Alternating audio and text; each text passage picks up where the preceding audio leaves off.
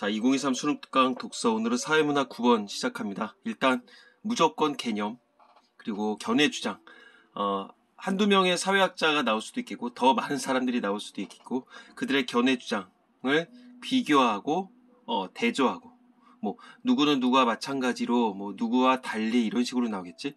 그 다음에 이건 동시대의 사람일 수도 있겠고 어떤 통시적으로 봤을 때 뭐 A, B, C 순서대로 나온다면 당연히 B는 A보다 뭔가 발전이 돼 있을 테고 C는 B보다 더 발전이 돼 있겠지. 그러니까 뭐 C는 B에 비해 뭐 B와는 달리 항상 이런 식으로 나올 수가 있을 거야. 그래서 어떤 공통점, 차이점 찾기.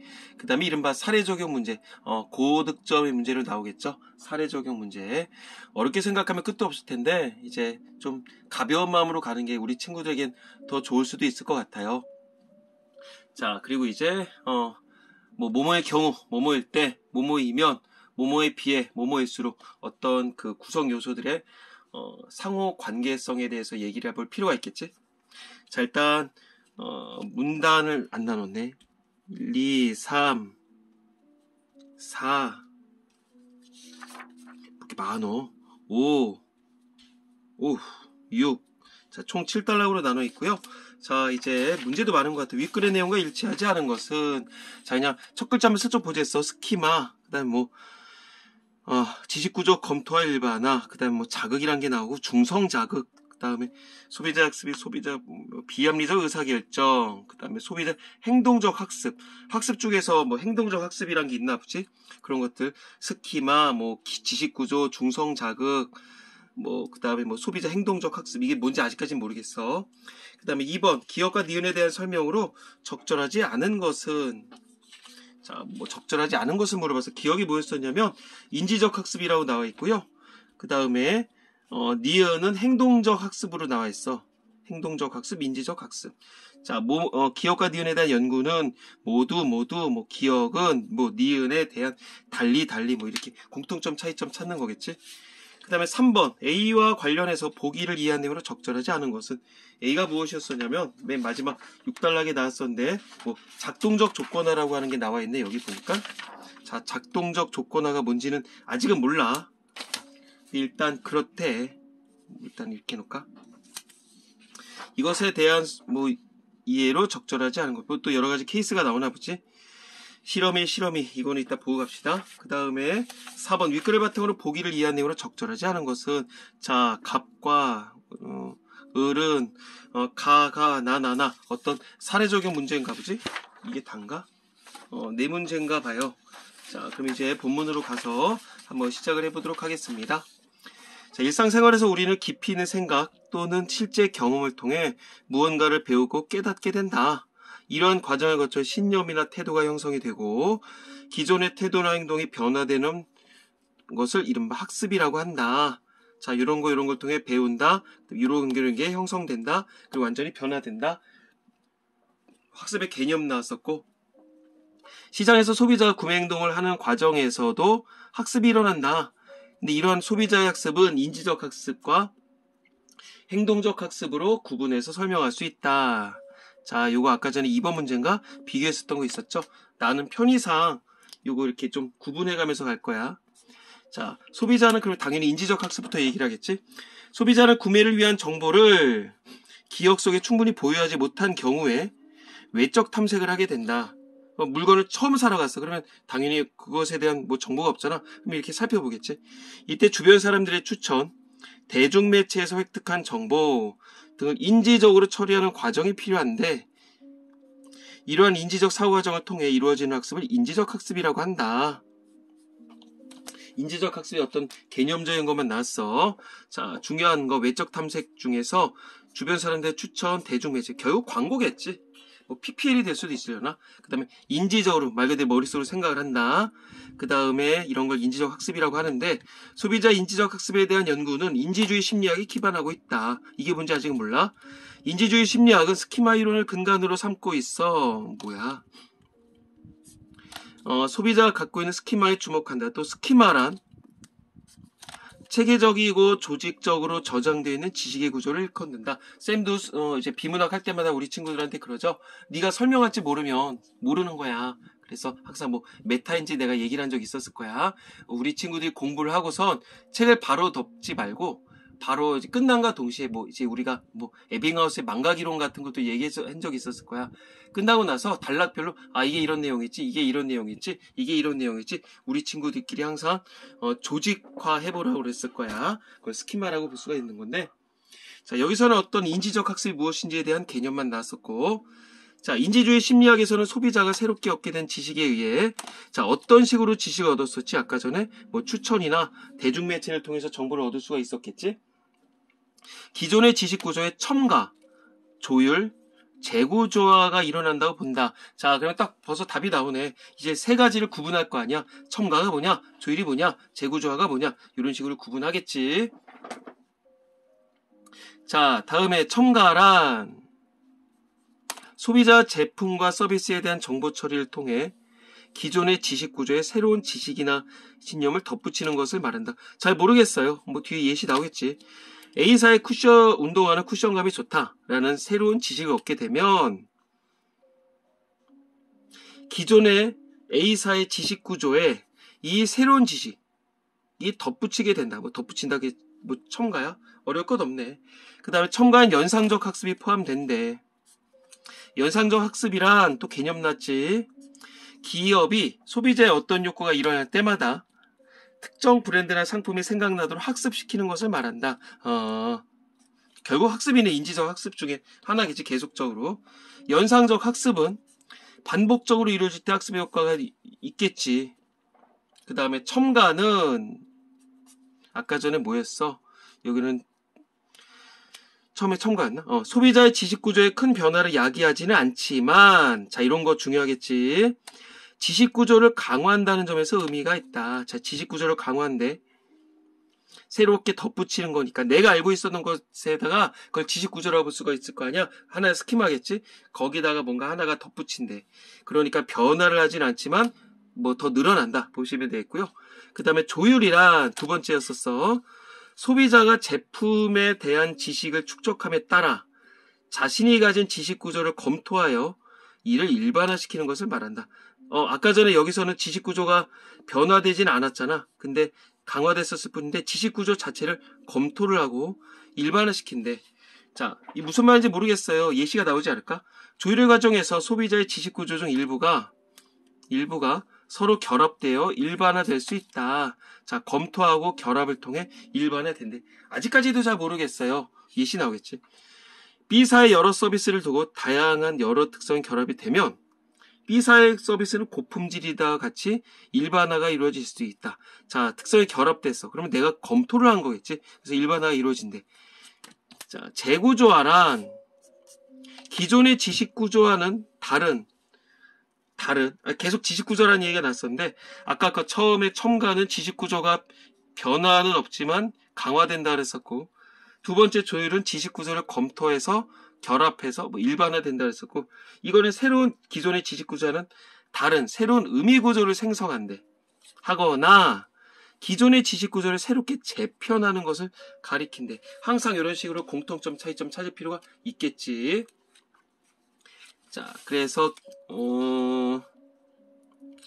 재구조화는 첨가나 조율과 달리 지식구조의 위계를 전반적으로 검토하는 광범위한 인지적 노력을 필요로 한다. 그리고 거꾸로 얘기를 하면 이 앞에 있는 것들 첨가와 조율 따위는 어떤 지식구조의 위계를 전반적으로 검토하지 않는다는 얘기죠. 특별할 것 없어. 자, 뭐 공통점과 차이점 찾으면 될 것 같고요. 예컨대 통신사인 C사가 기존 서비스를 연령대별로 새롭게 세분화하면서 뭐 세분화한다는 얘기는 여기서는 그거겠지. 기존에는 이제 하나를 갖고 있었는데 다른 새롭게 의미 구조를 생성하는 거야. 그러니까 말 그대로 60대, 50대, 40대 이런 식으로 보는 거 아닐까? C사의 하위에 연령대별로 세분하면서 각 서비스마다 ABC라는 고유한 브랜드를 구축했다면 이 고유한 브랜드를 구축하는 게 새롭게 의미 구조를 생성하는 거겠지. 소비자는 C사에 대한 하나의 지식 구조가 아니라 C사의 하위에 ABC라는 브랜드가 있다는 것과 함께 ABC 각 브랜드에 대한 별도의 지식 구조를 형성해 나간다. 지금 그 얘기야. 이는 기존의 지식 구조에 지식을 더하는 것이 아니라 더하는 건 첨가겠지. 새로운 지식 구조를 형성한다. 왜? 커다란 C를 60대, 50대, 40대 이런 식으로 분류를 한 거겠죠. 요거.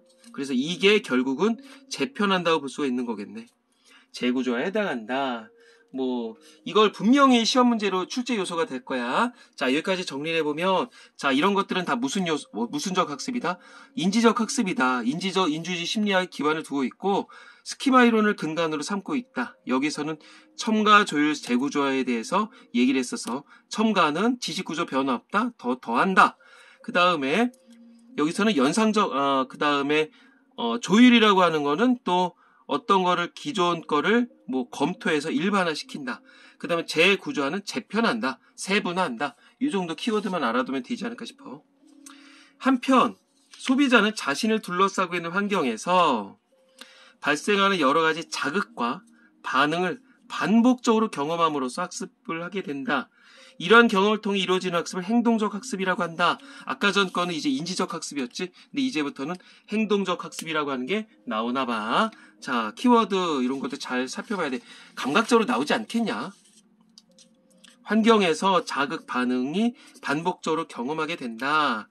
이러한 경험을 통해서 이루어지는 걸 행동적 학습이라고 하는데, 광고에서 어떤 상품에 대한 정보와 멋진 배우의 모습이 짝지어져서 반복적으로 노출될 때 소비자가 배우에 대해 가진 호의적인 태도가 해당 상품으로 전이되어 상품에 대해서도 좋은 태도를 가지게 되는 것 역시 행동적 학습의 결과이다. 아, 그렇겠지.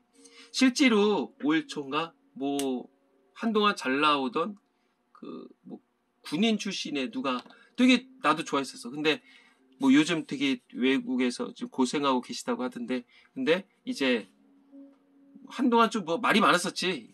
그래서 그분을 이렇게 초빙했었던 어떤 뭐 패스트푸드점이 광고를 다 내린 적이 있었었지. 소비자 행동적 학습에 관한 연구는 학습이 일어난 인지적 과정보다 자극에 따른 결과에 관심을 두는 행동주의 심리학에 기반하고 있다. 아까 전에 이것은 인지적 과정에다가 포커스를 뒀대. 근데 이거는 그 과정이 아니라 어떤 결과에다가 관심을 두고 행동주의 심리학에 기반을 두고 있대. 아까 전에 인지주의 심리학이었지. 행동주의 심리학에서는 또 고전적 조건화와 작동적 조건화를 중요하게 여긴대. 그럼 이거 뭔지 몰라요? 나도 몰라. 머릿속으로 지금 정리를 해두고 있는 거야. 아까 전에는 인지주의였었어. 인지주의였었고 첨가, 조율, 재구조화 났었는데, 여기서는 행동적 학습에선 환경, 뭐 자극, 반응, 경험 이런 것들, 그리고 결과를 중시한다. 자, 다음에 가볼까? 그러면 행동주의 심리학에서, 아니 행동주의 심리학인가? 그치, 행동주의 심리학에서 이른바 행동적 학습 중에 있는 행동적인 심리학 중에서 고전적 조건화는 무엇인가에 대해서 이제 얘기가 나오겠지? 이론적 토대는 파블로프의 조건 반사 실험에 있다. 파블로프는 개에게 먹이를 줄 때마다 종소리를 들려주는 실험을 반복한 결과, 나중에는 먹이가 없이 종소리만 들려도 개의 침샘에서 침이 나온다는 걸 발견했다. 자, 이 뭐야라고? 자, 이거 많이 보던 거죠? 중학교 때인가? 고등학교 때인가? 그러니까 종소리를 먼저 줬어. 그리고 뭐 순서는 중요하지 않은 것 같아. 먹이를 줄 때마다 종소리를 줬어. 그러면 이제 개가 뭘 흘려? 침을 흘리게 되는 거겠지. 이때 먹이가 침의 분비를 유발하는 것은 매우 자연스러운 현상이다. 먹이가 침을 불러일으키는 당연한 거지. 이처럼 자연스럽게 어떤 반응을 유발하는 자극을 무조건 자극이라고 하고, 이때의 반응을 무조건 반응이라고 한다. 자, 그럼 이게 먹이를 주는 게 무슨 자극? 무조건 자극. 무조건 자극. 먹이를 주면 무조건 침을 흘리는 거니까. 그 다음에 침은 무슨 반응? 무조건 반응. 어떤 반응을 일으키지 않은 중성 자극이 먹인 무조건 자극과 짝지어서 반복되면, 여기서는 결국 이 중성 자극이라고 하는 건 뭐야? 중성 자극은 종소리겠지? 중성 자극이 뭐야? 나도 몰라. 여기 나왔잖아. 어떤 반응을 일으키지 않는데. 반복적으로 제시되면 이 중성 자극, 무조건 자극이 사라져도 반응을 유발할 수 있는 조건 자극이 된다. 그럼 결국 이런 논리에서 계속적으로 왔다 갔다 보면 종소리만 들려 종종 하다 보면 침을 흘리게 되는데, 이거는 조건 자극이다. 아니, 조건 반응이다. 이렇게 보면 되겠지. 중성 자극은 무조건 자극이 사라져도 반응을 유발할 수 있는, 요게 계속적으로 종종종종이면 조건 자극이 된다는 얘기겠지. 이때 조건 자극에 의해서 유발되는 반응을 조건 반응이라고 한다. 그러면 결국 종종종종만 들리게 되면 결국은 조건 반응이 불러일으킬 수 있다는 얘기겠죠. 중성 자극을 무조건 자극과 결부해서, 즉 연결시켜서 반복적으로 노출시키면 조건 자극, 무조건 자극에 의해 야기됐던 반응과 매우 유사한 반응을 유발한다는 게 고전적 조건의 핵심이라고 할 수 있다. 그러니까 요거 계속 세팅으로 가다 보면 이게 반복됐었다는 얘기야. 근데 요 패턴처럼 요거를 계속적으로 주게 되다 보면 결국 요 패턴과 똑같은 양상으로 결과가 있다는 얘기겠지. 소비자들이 있잖아. 사례 적용이 나오네. 소비자들이 좋아하는 연예인을 제품 광고에 등장시키는 건 그 연예인에 대한 좋은 태도가 제품에 전이되기를 기대하는 건데, 자, 제품을 사는 건 당연히 여기서 무조건 반응이겠지. 그 다음에 연예인에 대한 좋은 태도는 결국은 이 중성자극이라 볼 수 있지 않을까? 이렇게 볼 수 있을 것 같아. 자, 결국 어떤 해당 연예인의 좋은 모습이 조건 자극이 돼서 조건 반응을 일으킨다. 이제 이렇게 정리할 수가 있을 것 같은데. 자, 이는 고전적 조건을 적용한 거다. 여기다 적어놔. 혹시라도 모르면. 이게 결국은 뭐다? 결국 이 그 조건 자극을 해당 연예이다. 해당 연예인은 조건 자극이다. 그래서 이 사람 거만 보면 사고 싶다. 이제 그런 거겠지. 조건 반응을 불러일으킨다. 이렇게 정리할 수 있을 것 같아. 그러나 자, 한계점이 있나 보지. 고전적 조건과 조건 자극과 무조건 자극의 관계가 깨졌을 때 더 이상 조건 반응이 일어나지 않는다. 한계가 있다. 여러 광고에 동시에 출연하는 유명 연예인을 광고 모델로 기용할 때 자사 제품과 무관한 여러 상황에서, 무관하다면 결국 이 관계가 깨진 거겠지. 이 연예인을 접하게 되기 때문에 연예인과 자사 제품의 관계가 소멸하게 된다. 그러니까 좋은 먹이 침해서 결국은 이 먹이가 아니라 이상한 거, 다른 어떤 제품들이 들어온다는 얘기야. 그러면은 기존의 관계성이 무너지게 되다 보니까 결국은 이 좋은 모델을 보더라도 내가 어떤 그를 통한 조건 반응이 일어나지 않는다는 얘기겠지. 자, 다음에 가볼까? 작동적 조건화는 지금 우리는 고전적 조건화 봤어. 이거는 상자에 가둔 흰 쥐를 대상으로 한 스키너의 실험에 기반하고 있다. 자, 아까 전에 고전적 조건화는 파블로프였고, 조건 반응, 무조건 자극, 그 다음에 조건 반응, 이런 거 있었지.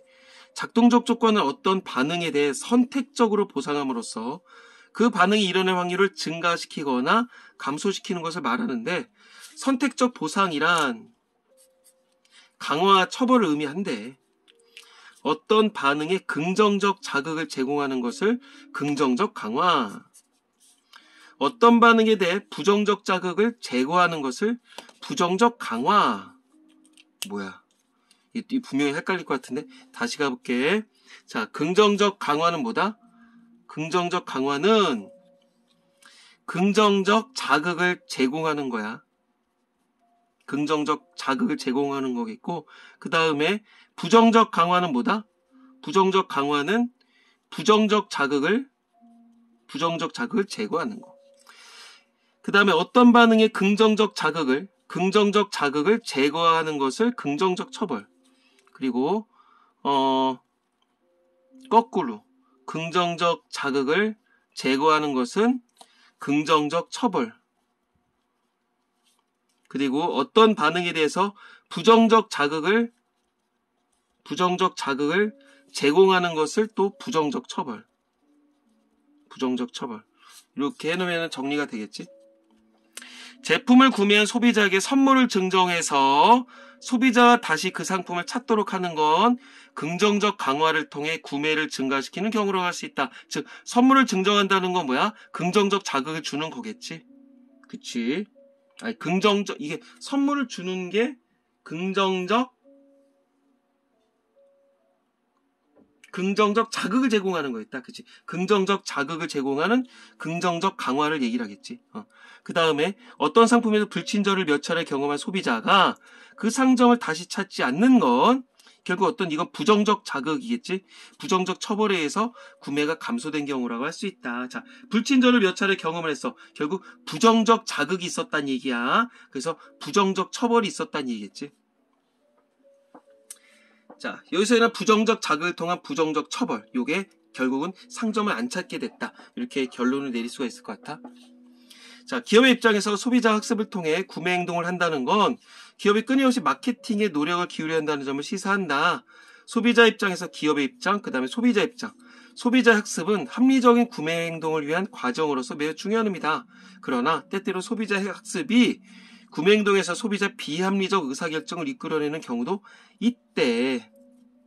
왜 그런지는 얘기를 안 했어. 결국 어떤 그 소비자 비합리적 의사결정을 이끌어내는 경우가 어떤 건지는 이런 위에 부정적 처벌, 부정적 강화 이런 거랑 연관을 지을 수도 있지 않을까? 결국 어떤 소비자 학습에 대해서 이 저자가 약간의 우려를 했다. 이렇게 얘기를 할 수가 있을 것 같고, 반복적 학습을 하게 되면 소비자들은 제품의 가격이나 품질 등에 대한 합리적 판단을 과정을 거치지 않고 습관적인 구매를 하기도 하는데 소비자들은 이에 대해 이해할 필요가 있겠지. 자, 결국 어떤 습관적인 구매라고 하는 건 뭐야? 어떤 소비자 학습으로 인한 결과라고 볼 수가 있는 거겠지. 자, 그래서 일단은 한번 그냥 쭉 훑어봤었고요. 머릿속에 정리를 했을 거야. 아까 전에 보면 인지적 학습, 그 다음에 행동적 학습으로 머릿속에서 한번 계속적으로 뽑아내면서 한번 문제를 풀어보면 좋지 않을까 싶어요. 자, 1번부터 바로 가볼게. 윗글의 내용과 일치하지 않은 것, 스키마는 체계적이고 조직적으로 저장되어 있는 지식의 구조이다. 아까 전에 이 문단에 나왔었죠. 그 다음에 소비자나 제품에 대한 자신의 지식 구조를 검토하여 일반화할 수 있다. 자, 검토하여 일반화한다. 이게 아까 전에 뭐였었다? 조율이었었다. 조율 아까 전에 3문단에 나왔었네. 자, 근데 어떤 자극이 아무런 반응을 일으키지 않는다면 그 자극은 중성 자극이다. 자, 중성 자극은 아까 어디 나왔었다? 거기 고전적 심리화에서 고전적 조건화에서 파블로프 실험 나왔었던 거 있었었지. 그래서 종소리가 났었던 건 아까 5문단인가? 그 다음에 소비자 학습이 소비자가 제품을 구매할 때 비합리적 의사결정을 하도록 이끄는 경우도 있다. 이거는 맨 마지막에 나왔었죠. 그 다음에 소비자의 행동적 학습은 소비자 인지적 학습과 달리 기존의 지식 구조를 새롭게 재편하는 과정을 통해서 이루어진다. 왜 이래? 자, 기존의 지식 구조라는 얘기가 나왔으면 당연히 인지적이겠지. 그 중에서도 첨가, 조율, 그 다음에 재구조화에서 재구조에 대한 얘기를 볼 수가 있겠네. 그러니까 이건 행동적 학습이 아니라 인지적 학습이라고 보면 되겠지. 자, 이거는 기본적인 건 여기 4문단에 3문단? 4문단? 좀 살펴보면 될 것 같아. 어려운 문제는 아니었고요. 다음에 기억과 니은에 대한 설명. 자, 기억과 니은에 대한 연구는 각기 다른 심리학 이론에 기반하고 있다. 자, 인지주의. 아까 전에 기억에 있었던 인지적 학습 무슨 심리학? 인지주의 심리학. 그 다음에 니은, 행동주의, 이거는 무슨 심리학? 그 다음에 행동주의 심리학이겠지? 고스란히 나왔었던 얘기겠고요. 그 다음에 기억과 니은 모두 소비자의 구매 행동에 대해 설명하는 데 활용할 수가 있다. 그치? 이 문단에 나왔네. 구매 행동을 하는 과정에서도 학습이 일어난다. 그러니까 이건 뭐랑 상관없이 모두라고 볼 수가 있겠죠? 요거. 이거는 2문단, 3문단. 그 다음에 기업과 니은 모두 소비자의 태도나 행동에 변화가 가능하다는 것을 전제로 한다. 그거 아니야? 여기서는 당연히 이건 맨 마지막 단락에서 정리를 했다고도 볼 수가 있겠고, 그런 과정에서 우리가 첨가, 조율, 재구조화, 그 다음에 고전적 조건화, 작동적 조건화라는 얘기가 났었던 거니까 당연히 맞겠죠. 그 다음에 인지적 학습은 이거는 그 다음에 행동적에 대한 연구와 달리 소비자 지니는 지식의 구조에 주목한다. 그쵸? 첨가는 지식의 구조를 변화시키진 않고 강화한다 그랬었고, 그 다음에 조율은 검토, 결합, 일반화, 그 다음에 재구조화는 새롭게 재편한다 그랬지. 고스란히 3문단에 놨어. 니은에 대한 연구는 기억에 대한 연구와 달리 소비자의 태도가 변한 과정을 분석한다. 이거는 소비자의 태도가 변한 과정은 이쪽이겠지. 인지적 학습에 대한 얘기겠고, 그리고 거꾸로 얘기를 하면 여기서 결국은 이쪽 행동적 학습에서는 이 과정보다는 결과에다 관심을 둔다 그랬었지. 내가 이거 틀렸네. 자, 답은 어렵지 않게 구했었고요. 자, 다음 페이지 가볼까? 3번 문제 가볼까? 3번. A와 관련해서 보기를 이해한 내용. 자, A가 뭐였었냐면, 맨 마지막 작동적 조건을 그러면 행동적 학습이라고 볼 수가 있겠지. 그 중에서 딱 뭐 스키너, 뭐 힌쥐 이런 얘기가 나왔어야 되겠죠. 그래서 뭐 긍정적 자극, 뭐 부정적 자극 그런 얘기가 있었던 거 기억나지? 한번 가볼게.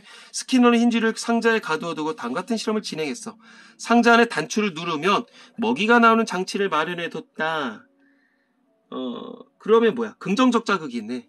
먹이를 주는 건 긍정적 자극이 있고, 힌지가 우연히 단추를 누른 다음에 먹이를 먹게 됐어. 힌지가 이를 반복해 경험하게 됩니다. 힌지는 먹이를 얻기 위해서 스스로 단추를 누르게 됩니다. 자, 긍정적 강화와 이거는 어떤 긍정적 자극을 통한 긍정적 강화에 대한 얘기겠지. 그럼 1번. 실험 1에서 단추를 누르면 나오는 먹이는 특정한 행동을 학습하도록 하는 긍정적 자극에 해당한다. 너무 빼박이잖아. 자, 그 다음에 실험 2, 2, 3. 그럼 2번. 상자에 불편할 정도의 약간의 전기가 흐르도록 해두고 단추를 누르면 전기가 차단되도록 한다. 자, 이거는 뭐야? 어떤 불편한 정도니까 어떤 부정적 자극이라고 볼 수가 있겠지? 부정적 자극. 근데 단추를 누르면 전기가 차단되게 된대. 그러면 여기서 얘기했었던 부정적 자극을 차단하는 거네. 이거는 부정적 자극을 차단하는 결국 부정적 강화라고 볼 수가 있겠네. 힌지가 우연히 단추를 누른 다음에 편안한 상태가 됐어. 그러면 힌지가 이를 반복해서 경험하게 되지. 그러면 힌지는 의도적으로 단추를 누르게 되겠지. 자, 그러면 이제 이것에 대한 설명. 2번에서 상자에 불편할 정도의 약간의 전기가 흐르도록 하는 건 부정적 자극을 가하는 것이다. 맞잖아. 그 다음에 여기서 실험 2에서 힌지가 의도적으로 단추를 누르게 된 것은 어떤 반응에 대한 선택적 보상을 통해서 반응이 일어날 확률을 증가시킨 것이라고 볼 수가 있다. 그치? 이게 아까 전에 어디 나왔었냐면 여기 선택적 보상 중에서 강화 처벌을 얘기를 하는 거잖아. 그래서 여기서는 그 부정적 자극을 제거해서 부정적 자극을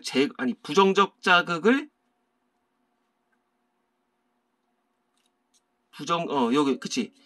강화와 처벌 모두를 선택적 보상이라고 그랬으니까 통해 반응이 일어날 확률을 증가시킨 것이다. 어떤 반응을 일으키는 거야? 결국은 단추를 누르는 반응을 계속적으로 일어나게 하는 거겠죠? 그래서 3번도 맞네. 다음에 4번. 자, 이거 3번 실험이네. 상자 안에 단추를 누르면 전기가 가해지는 장치를 마련해 줬다. 자, 누르면 전기가 가해진다. 그냥 부정적 자극이겠지, 이것도? 부정적 자극. 힌지가 우연히 단추를 누른 다음에 전기 자극을 느끼게 됐어. 그러면 힌지가 이를 반복해서 경험하게 되는 과정에서 단추를 눌러 안 누르게 되지. 결국 어떤 부정적 처벌의 결과라고 보면 되겠고, 페이지에서 있었던 그런 거겠지. 불친절한 가게에 몇 번 가다 보면 다시는 거길 찾고 싶지 않다. 당연하겠지. 이게 결국 어떤 부정적 처벌에 의해서 구매가 감소됐다. 부정적 처벌에 의해서 단추를 누르지 않았다. 이렇게 정리할 수가 있겠지. 4번 가볼까?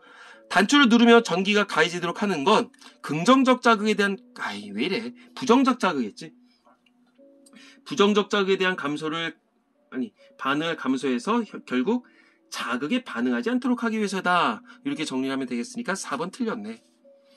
5번 3에서 힌지가 단추를 누르지 않게 된 건 어떤 상점에 불친절을 몇 차례 경험한 소비자가 그 상점을 다시 찾지 않는 경우가 유사하다. 이거 빼박 똑같은 얘기네.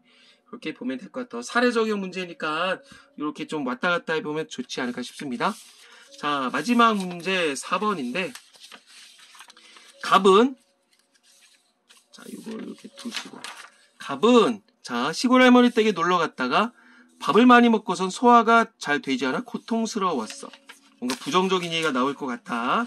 요 상황상 요거 146쪽을 옆에다 두고 소화가 잘 되지 않아 고통스러웠어. 갑은 소화가 되지 않을 때마다 먹던 디소화제를 찾았어. 근데 시골에 이게 없었거든. 이 상황에서 갑은 평소 졸음을 쫓기 위해 마시던 이 음료수를 마셨더니 소화가 잘 돼서 고통이 사라지는 것을 느꼈어. 그로부터 갑은 졸음을 쫓을 때뿐만 아니라 소화가 잘 될 때도 이 음료수를 마시게 됐어. 자, 그럼 이제 정리해볼게. 일단 소화가 안 될 때마다 D 소화제를 마셨어. 그럼 이거는 경험에서 나온 거겠지? 경험적 학습이라고 볼 수가 있겠지? 경험적 학습. 그러면 정리를 해볼까? 자,